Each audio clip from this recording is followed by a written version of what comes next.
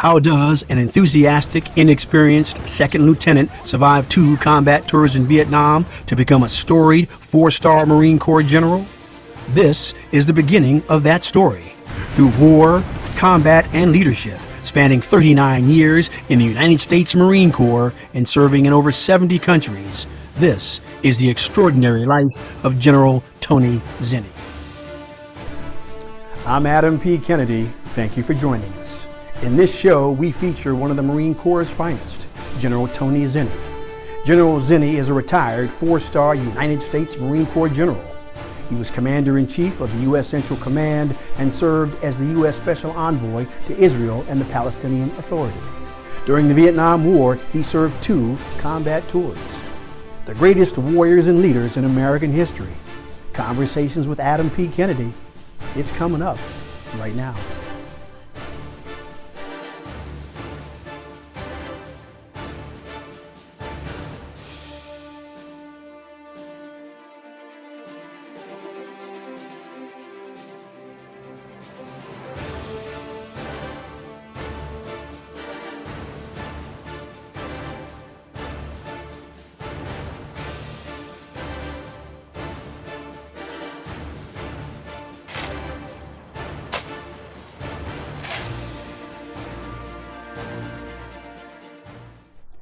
Tony Zinni was born in Bryn Mawr, Pennsylvania in 1943.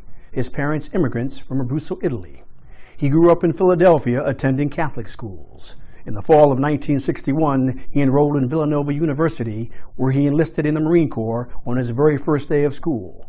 After graduating Villanova in 1965, Second Lieutenant Zinni attended the Army Special Warfare School.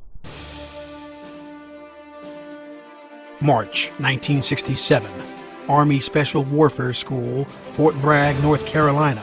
Second Lieutenant Zinni is sent to Saigon, Vietnam, where he joins the 4th Battalion Vietnamese Marines as an American advisor. By the beginning of 1967, there were 490,000 American troops in South Vietnam.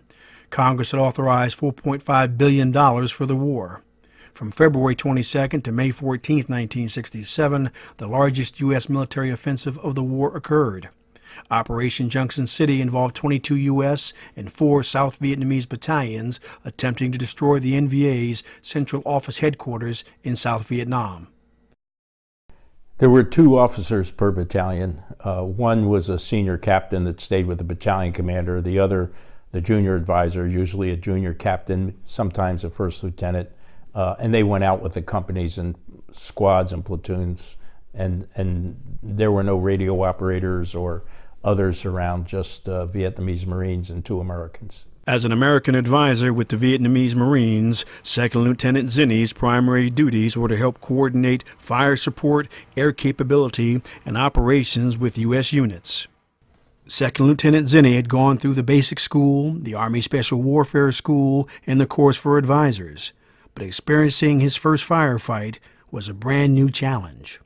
The battalion CP was set up in this house that was just blown apart. It was like a mud hut, you know, a house like typical up there, thatch roof and all, but half of it had been blown away. I met the battalion commander, Vietnamese battalion commander, and so the advisor told me we've been heavy fighting all day. So then he says to me, we'll get hit tonight for sure, so make sure you're ready. So I'm thinking, this is it. It's a fighting. So this part of this house is blown away. It's just a wall back here, okay, and there's nothing in it. So I lay my poncho out, my poncho liner. Moon is really bright. You can see really well. So I had a M16 then. I get the first M16. Everybody was awed by it. They issued it to me. I turned it in later and got a grease gun. I liked it better. It's cooler. But I had this M16. I lay it down. So then I'm thinking, we get hit. What I got to be able to do is come up, get my rifle, roll out, and be ready to fire. So I have it all figured out what I'm doing. Of course, the advisor is next to me. I go to sleep. Next thing you know, whole world opens up. You know, it's the middle of the night. As soon as I open up, first thing I realize, pitch black. I mean, the moon is gone. So, and there's rounds hitting everywhere. So I do my roll in the M16, and I can't see anything. I mean, it's completely black and dark. So I said to the advisor, I said, hey, I can't see anything. He said, you're facing the back of the house. So when I rolled up, I end up being 180 out. The battalion commander's looking at me. I'm facing that way. They're all facing this way. So the rounds are hitting all over, we're shooting back. And so finally, it all calms down and we go back to sleep. And I'm thinking, this was my first firefight. It's the first time I've been shot at in my life. All the rounds are around. So the next morning, the light starts to come up, the light. And they had introduced me to my radio operator and what they call a cowboy. Cowboy kind of takes care of you. He fixes your coffee in the morning, does all this stuff. He's your security because as an advisor, you're calling an artillery, naval gunfire. So they have one Marine that kind of is your Batman. Okay. So I'm now feeling pretty good. I've got my baptism of fire. So I step out in front of the house, in this one area. And I got my hands on my hip, and I'm looking down at the rice paddies, they're zing! This round comes right between my legs. So I dive back in the house. And the cowboy, he comes up to me with a hot cup of coffee in a canteen cup. And he dug out the round from inside, and he hands it to me, and he says in Vietnamese, do not be stupid. So I thought, that's a good lesson, What are you thinking? You thinking? I was exhilarated. I couldn't sleep. I just thought, this is it, man. You've made you're in the big leagues now. Yeah. This is it. It's like making your first tackle or something.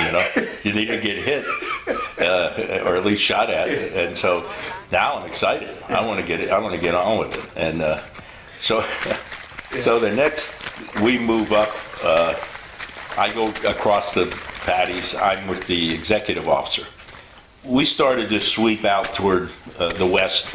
We'd make the contact. Maybe the next day you would. Next day you get into a heavier firefight. Next time maybe it'd just be trading shots. But it was continuous contact like that.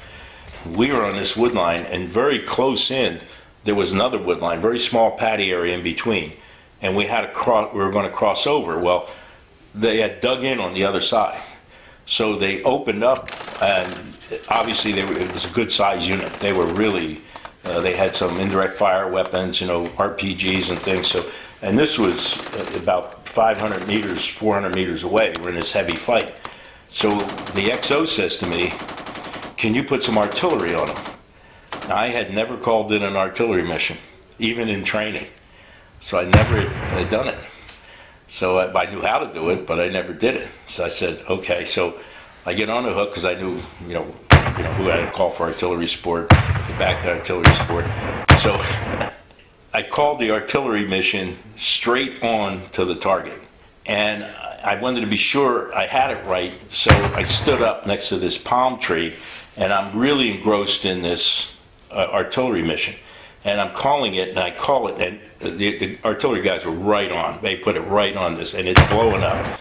And there's not only rounds coming all around me, which I am oblivious to because I'm concentrating. I have the hand set in the map, and I'm looking at where the rounds are impacting. I'm not thinking about anything else going on. But now, not only are they shooting at me, now the artillery was coming in so close, it's taking off the top of the trees. So the XO, I feel something tugging on me. I look at the XO who's down on the ground. He said, get down, get down. So I got down. So I didn't think anything about this. We obviously blew him away, crossed, and I'm walking by. And I got all these Vietnamese Marines looking at me, kind of impressed as hell. So I said to the XO, why are they all looking at me? He said, they think you're a hero. I said, why? He says, you stood up under all that fire to call the mission in. I said, I did? Then he said, and you didn't even call danger close. You put the artillery right in. You didn't even creep it in. You shot it right in, and it was danger close. And I said, what's danger close? He said, what? He said, if you're within 500 meters, it's a danger close. Usually you try to creep it, from back in. Oh, okay. So now the Vietnamese Marines think, oh, this guy's got a big set. He is out there. And I'm thinking, Jesus, I could have been killed. That's funny. You're John Wayne, right? Yeah. As the only American on these patrols, Second Lieutenant Zinni faced daunting and unusual challenges. it's a tough environment to live in. You know, we had these nylon hammocks. You can't sleep on the ground, so you're up in the trees, which makes you more vulnerable, you know, with the hammocks, because there's all kinds of stuff on the ground, from fire ants to snakes. I woke up my hammock one morning, all the Vietnamese Marines said, you know, what's going on? I kind of pushed my poncho aside. I got this 12-foot python on the branch, and he had eaten something there. So, of course, the Vietnamese Marines, you know, they said, okay, let's move away from here. Oh no, we're going to eat that baby. You know, so they cut the branch down. So for 6 days, we're carting this thing around, who's getting more lively as we're getting there. You know, they had sewed his mouth shut, and they wrapped him around this bamboo pole and tried to tie. So we're humping through, you know, looking for bad guys. They would stop for 2 hours a day, and we'd set up a base, and they would hunt or forage for breadfruit, bamboo shoots. They'd shoot a monkey and kill a snake. They would carry 12 balls of sticky rice. They had these like little aluminum tubes. They would cook it, and you'd have 12 balls. You would eat one of those balls each day. And then they would take live chickens that they would buy in the village, and they would gag the chicken, tie it across their pack. So we'd kill the chickens the first day out, but you had to eat the chickens right away. So, you know, about day 2 or 3, now it's, with the exception of the rice, you know, a ball about that size, now it's whatever you can get. And the one thing that's really interesting about that is, you know, how if you're an American and you're eating, you know, MREs or C rations in those days and everything, you're thinking about the enemy.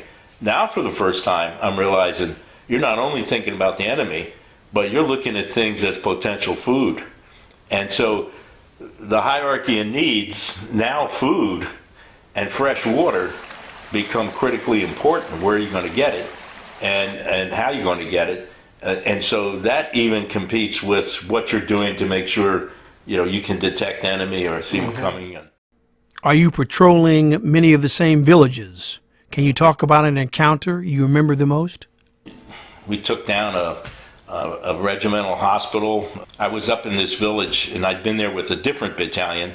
This was the one up in the mountains. And I got to know all the villagers and all the people in the village really well. And one day, this mother came to me with her baby, and the baby, his face was swollen out to here. I mean, it really looked horrible. And she said, help me with my baby. So I called to the 1st Air Cavalry, and I said, I got a baby in the village that, you know, something's wrong with the baby, and is there anything we can do? And they said, we'll send out a helicopter, we'll take it to Queen Yan, and, you know, the hospital there. So I told her we're going to get, she was afraid now, helicopter. I said, well, they're going to take you to a Vietnamese hospital in Queen Yan, you know, which is a city on the coast. So she said, can I take my aunt and, you know, my mother? I said, sure. So the Army helicopter's coming in, they're nervous. They pulled down their pants and peed in the landing zone. The pilots we got them on. Now, fast forward about a month and a half later. I was back up in that village with a different Vietnamese Marine unit. And the company commander that I was with said, there's somebody in this village says they know you. And I told him I'd been here before.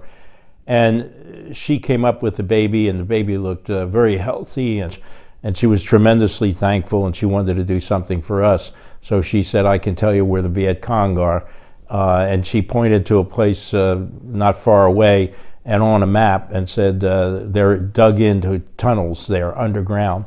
We went out to the area, and you couldn't see anything. I mean, they were well camouflaged and dug in. So we're able to uncover the entry points, and we threatened, obviously, that we would throw hand grenades in or something. They didn't give up, and they surrendered, and it turned out to be a regimental hospital for the local Viet Cong unit that was in that region. And so the entire staff had surrendered. And when they came out, we notified the battalion. Our battalion doctor, or surgeon that was with us, Vietnamese, when he heard the name of the senior doctor, realized he went to medical school with him in France. And so he came up, and we had a big dinner with all the medical staff, and everybody, you know, talked about old times. And then after that, we handcuffed him and took him away. During his experiences in Vietnam, Second Lieutenant Zinni was continually faced with unique situations that called for quick thinking. We're about halfway out, and I'm hearing a firefight. And as we get a little closer, I'm hearing this firefight's getting louder and more intense. And there was nothing on a TACnet about a firefight back when I was in the CP or anything. So I said to the lieutenant, what's going on? So he calls in the company commander. He said, they've got enemy on 3 sides of them. So we had to circle all the way around to the one side that was open and said, this is the only way we're going to be able to get in. And I'd been with this company commander before, and I didn't like him. He was a real prima donna. He knew how to maneuver his troops, but he couldn't put the fires and the maneuver together. And he couldn't manage more than one thing at a time. So when we got in there, I realized he is up to his ears in bad guys, and their numbers are growing, and they're fighting them off literally, at close range. And he hasn't reported back anything, hasn't called for any fires. So I'm trying to figure out where his lines are, what he is, and he's all confused. And so I called back and said, right, they're in a heavy firefight. Well, nobody back there, the senior advisors don't believe me. I said, this guy's he is in a shit sandwich. I said, I got to get me some air observers up, and get an airstrike ready or something, because we need we're going to have to deal with this. It's getting heavy. So then he turns to me and he says, we're almost out of ammo. I said, now's a nice time to tell me. So I called back and I said, we need an ammo resupply right away.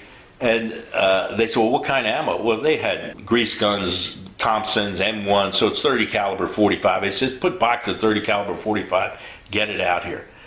Then the Army helicopter pilot comes in. I said, look, there's only one way you can come in. You come in this way. He comes in, he lands, dumps off the ammo, heavy firefight. I said, go back the way you came in. He decided, I said, no, I'm going to go take a look at the enemy. I said, don't do it. He goes, flies up, takes a shit pot full of rounds. Fortunately, didn't knock him down. And now they're getting the word in the back, helicopter got shot up, and what the hell's going on? I'm trying to explain to them what's happening out there. And they're trying to break open the ammo. Then the company commander turns to me and he says, I've ordered fixed bayonets. We're down to our last rounds. I said, holy shit. So now they're all, the guys that have the M1s are fixing their bayonets and all. They got like 2 or 3 rounds each, just trying to get ammo out to them.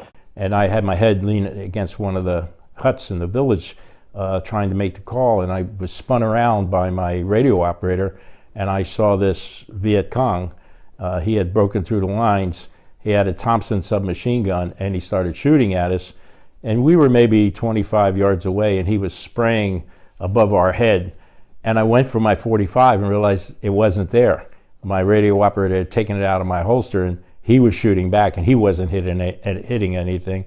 So I just yelled at him. I said, go get him. He was trying to change magazines. I went out and he grabbed him, and he brought him back to where we were. So now I had a prisoner, and he was an old guy. So now I'm trying to call in this airstrike at the same time, make sure we're keeping an eye on the prisoner, and obviously, hoping I'm not going to see an attack break through. We got the ammo out just in the nick of time, so we started to really gain control in the firefight, and they withdrew, they backed off and started to reorganize again. But then by that time, the airstrike came in. August 1970, Amphibious Warfare School, Quantico, Virginia. After spending 6 months at the Amphibious Warfare School, Captain Zinni is sent to the Quezon Valley in command of Company A, 1st Battalion, 5th U.S. Marines. The Marines in I Corps decided they wanted to have a force, this powerful force, that it could commit very quickly, right at an enemy contact, rescue downed helicopters, do things like that, like a special force. This was to be something that you could quickly throw out there when you spotted the enemy or you had them. It should be very powerful, the force. It should be capable of very short notice employment and build it up. There hadn't been anything like this before. This was very, because when I got there, I hadn't heard of this. It was really interesting. I had to learn some of the weapon systems. We had this automatic grenade launcher that you cranked and it shot out all these grenades, had this multi-shot flamethrower. We had 9 machine guns instead of 6, 9 machine guns, much larger weapon systems. Like I said, my own Kid Carson scouts, my own scout dogs, my own engineers. I mean, it was Battlestar Galactica. All this, it's huge. It was like a battalion. So the battalion commander says, we got a very unique mission. He said there was a report of some Viet Cong at possibly a meeting in some village, and they had gone out to that area. They inserted one of our other companies, And when they went in, there were some shots exchanged. They killed some VC. One guy stood up and started running, and instead of shooting him, this Lance Corporal gets up, runs after him, tackles him, brings him back in. He turns out to be the highest ranking intelligence officer ever captured in the war. Wow. His name was Loy. He agreed that he would lead us into his intelligence headquarters in the Quezon Mountains. So they put a recon screen around this area where he sort of indicated it was. Then they took one of our other companies that was on Pacifier 2, and they flew it out to some of the hilltops around the area. And what they told me is I would take this guy, Loy. He had it's called an ITT team, an interrogation translator team, with him, but I spoke some Vietnamese. And Loy would lead us to where his headquarters was. We're moving up the hill, and I had great scouts. I mean, my scouts were super. Never trip a booby trap. They could smell them. My best scout comes back. And he was a little black kid from Washington, D.C., inner city. Why this guy would be the best scout out in the woods? This guy was phenomenal, you know. Very quiet kid, never said a word. So he comes back, he says, "Sir, we got guys in front of us." He said, "Come on up here." I go up, and there's these like little dugout areas in between the rocks. There was a little rice cooking. It was like a sentinel post or listening post. And they were dug in, and they had strung some hasty booby traps across, and this kid, you know, pick up every booby trap there, booby trap there. So I said, okay, let's be really careful now. I said, I'm going to move up with the scouts. And I got this guy, Loy, with me. And we're starting to head up, and we're maybe about 500 yards from the top of the hill. And I see all these trail networks and places where their listening posts were becoming more frequent. So I'm realizing these guys know where we are. They know we're coming. If it's where I think it is on the other side of the hill, you know, we're going to make contact pretty soon. So I called back the trainer and I said, I want to get off the trails, you know, because they know we're on the trails. They know where the trails are. I said, I want to circle around and come up the draw from the bottom. He said, it's getting late in the day. You got all the way around, do that. He said, if they know we're here, they could be burning documents, they could be destroying things, they could, you know, figuring a way to get out. He said, I need you to, if this is what Loy says is the way in, I need you, he said, I know this is tough staying on the trail. I need you to stay on those trails and go and get in there as soon as possible. Yes, sir. So we're now about 150 yards from the top. And Loy keeps moving up and he's moving back. He's moving up and then he goes sideways. Well, what he's causing my platoon to do is accordion. So I'm up front keeping them spread out because I know we're going to get hit. And he all of a sudden turns to me and he says, they won't let you go any further. And I said, who won't let us go any further? He says, they have two companies on top of this hill. You know, one mainline VC, one NVA. And we had some Cobras up, you know, and so I called right away to get the Cobras up. We want to take a look at this ridge line. And all of a sudden, they open up on us. And I was getting the handset from my radio operator, and I take 3 rounds, you know, right away. I'm hit right away. So I'm down, and now we're in this firefight. One of my platoon commanders was next to me. A corpsman came up. He called his corpsman up. Of course, there's still a firefight. We're very close to where all the fighting is, right in front of us, because we had moved way up with my point men. We're not quite at the top of the hill now, and they have the top of the hill. So I look up to my left, and I see a little knoll. And I kind of see the bad guys rushing toward the knoll. And I realize that knoll is going to control fires down on either side. So I grabbed him and I said, get somebody up there. Get a squad up there with a machine gun. You got to beat those guys up there. So one of the squad leaders, a sergeant there, Bamber, he said, I got my squad, takes a machine gun team. He rushes up, he takes the knoll. Now we got some machine gun fire kind of going down with him. Some of my lead guys, the lead point men I had got hit. So I'm hearing calls from corpsmen. So the corpsman, one of the corpsmen is up with me, this is Doc Miller. And he's trying to help me. I'm talking to the platoon commander, trying to tell him what to do. And I feel like I'm going in and out. So he and the corpsman, I'm in like a ditch. They help me. They take off the flak jacket, and a piece of my back falls out. You know, what's that, like a chunk of meat? You know, and of course Myers' eyes of this thing was a good kid though. He did everything right that day. And of course, corpsmen, it's just like Marines in combat, they're brutally honest. There's no bedside manner. And he looks and he goes, Jesus Christ, sir. He said, I can see your spine. You're shot to hell here. He said, you're losing a lot of blood. So, and Bob is trying to take out his, one of the bandages, and he's trying to patch me. And I can't really see what he's doing, but I could tell he's trying to figure out how to put this patch on, because I guess it's all screwed up and the corpsman's tying it up. So he's got me patched up, and the corpsman says to me, I'm trying to tell him what to do, move up, move that unit up. And he says, keep pinching the back of your leg. And I said, why? He said, I can see your spine. He says, I don't know if you could be paralyzed. You're going to keep seeing if you have feeling in your leg.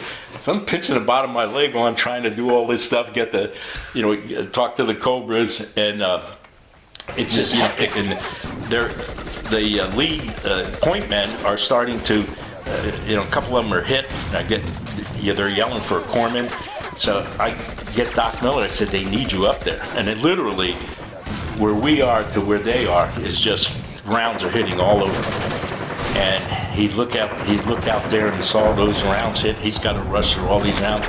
And he ran up, and I said, get a squad up there and let's get those wounded back, and let's take that, move up and take the position. And the best squad leader I had in my company, a kid's named Rocky Slewinski. He says, sir, they're my guys. That's my squad. I get them out. He takes the rest of his squad, rushes up. So you're seeing all this, heroism and it going on around you. Next time on Chronicling Greatness, Episode 2 of General Tony Zinni. We come back and perfect operation. Saved the Pakistanis, saved the Bangladeshis, not one casualty, not anybody wounded or hurt or worse. Secretary of Defense was just thrilled. He says, rarely in life do you find perfect things. And this was a perfect operation. Thank you for joining us. See you next time on the greatest warriors and leaders in modern American history. Conversations with Adam P. Kennedy.